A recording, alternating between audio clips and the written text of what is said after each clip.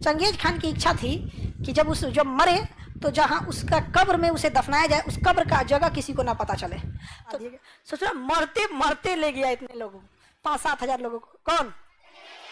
Genghis Khan. बहुत खतरनाक था वो, किसी को पता नहीं चला कि चंगेज खान कहाँ दफनाया गया है। और खौफ चंगेज खान का कितना था कि जब बारिश नहीं होती थी ना, तो लोग चंगेज खान से, सारे गांव के लोग मिलकर ऊपर देखते थे। अब भगवान से नहीं दुआ मांगते थे, चंगेज खान से दुआ मांगते थे। ये देश राजधानी उलान बटोर, यहाँ बहुत कम लोग रहते हैं। लोग, इतना बड़ा देश है, मरुस्थल है, कोई है ये नहीं यहाँ पे। यहाँ का एक राजा था चंगेज खान। पूरी दुनिया में इससे क्रूर शासक कोई नहीं था, समझा गया। एक बार यहाँ पे आके मिडिल ईस्ट में आके काटा था, इस एरिया में किसी को जिंदा नहीं छोड़ा था। जैसे इसकी कई गो बेटी थी सब, तो उसमें एगो बेटी का बियाह इधर किया था, तो उसके बेटी के हस्बैंड को मार दिया, मतलब इसके दमदा को कोनो मार दिया। दमाद देना हुआ जी, हाँ। तो एक दमाद को कोनो यहाँ मार दिया, ये बमक गया। कौन? चंगेज। सेना लेके आया, कहा कोई जिंदा नहीं रहना चाहिए, कुत्ता तक को मारा था। जब ये काटा था ना मध्य एशिया में, तो किसी गर्भवती महिला को जब काटा था तो पेटवा काट के, सर तो काट दिया, पेटवा काट के बच्चा निकाला, उसका भी सरवा काट दिया। इससे क्रूर शासक से कोई नहीं था। और सबका जो भी उसके सैनिक सर काटते थे ना, उन सब से कहता था कि लास्ट में सर को ना ऐसे ऐसे मीनार बनाना, उसका ऐसे भाला लेना और उसमें गूंथ देना सर, समझा गया। जब उसके सैनिक रिपोर्ट देने आते थे तो कैसे रिपोर्ट देते थे? भाला में गूंथ के ऐसे लेके आते थे। जिसका भाला सबसे ऊंचा उसको मिलेगा इनाम, और जिसका रह गया नीचे उसका सर काट के उसी में डाल दिया जाएगा। इतना खतरनाक कौन था? Genghis Khan. बहुत ही क्रूर शासक था, समझा कि नहीं? क्या चंगेज खान। एगो हमारा से नाम पूछा, आपका पूरा नाम क्या? Genghis Khan. तो उसको लगा नॉर्मल आदमी होगा, फिर उसको जब ये कहानी बताई ना तो हमको घूर के देख रहा था। बहुत खतरनाक था चंगेज खान। चंगेज खान की इच्छा थी कि जब मरे तो जहाँ उसका कब्र में उसे दफनाया जाए, उस कब्र का जगह किसी को ना पता चले। तो जब मंगोलिया में जब इसे दफनाया गया ना, तो 2000 गुलाम उसकी लाश को खींच के ले गए थे सब। और जब दफना के आए सब, तो उन गुलामों के पीछे लगभग 5000 की फौज थी। जब ये गुलाम दफना के आए ना, तो ये फौज वाले मिलकर मार डाले सब, पूरे गुलाम मर गया, गुलाम सारे मर गए सब, समझा गया। जब ये फौज लौट रही थी तो रास्ते में एक दूसरी फौज को खड़ा किया था चंगेज खान। सोचिए, मरने के टाइम प्लानिंग कर रहा था कि हमारी लाश को कैसे दफनाया जाएगा। तो ये वाली फौज थी, इसको मार दी, ठीक है। तो दफनाने का जगह किसको पता था? गुलामों को। और किस गांव में दफनाया ये किसको पता था?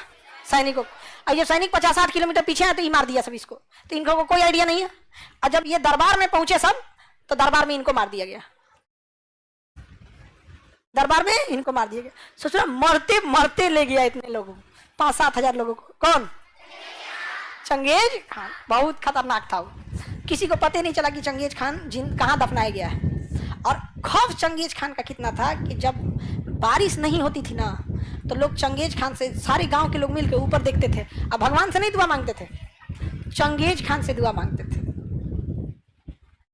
ऐसा ऐसा तो शासक हुआ ऐसे,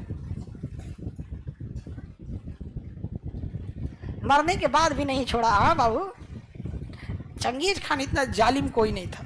वो जहां भी मारता था ना, तो बस 2 चीजों को छोड़ता था, गिद्ध सबको ऊपर और नीचे कुत्ता सबको। लेकिन जब इधर मध्य एशिया में मारा था तो कुत्ता को भी नहीं छोड़ा था, ओके, दमदे को मार दिया था सब।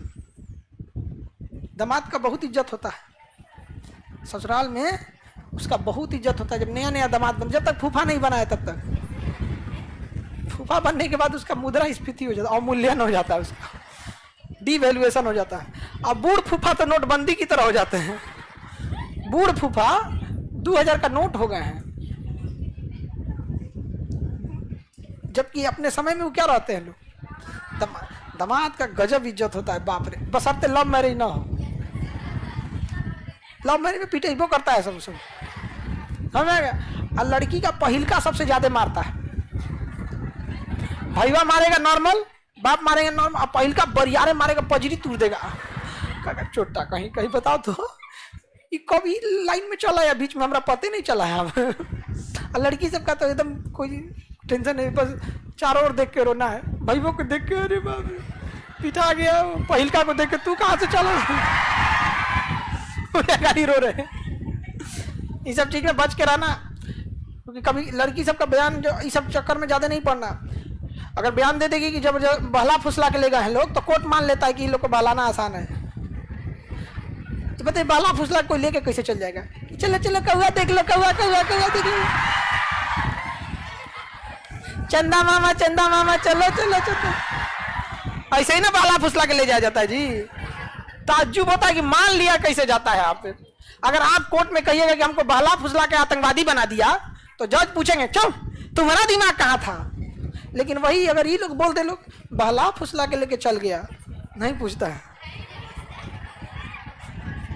क्योंकि जज साहब को भी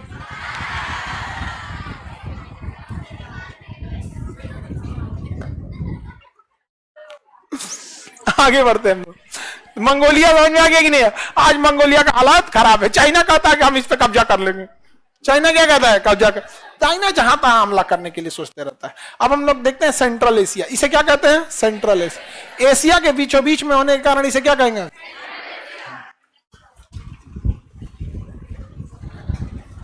हमारे गांव में एगो को जान से मार दिया गुरुजी। अरे होता है ऐसा, मार और देता है ऐसे भी सब चक्कर में नहीं। हम लोग के साथ एक लड़का बनारस का पढ़ता था, उसको ऐसे ही बतियाता था।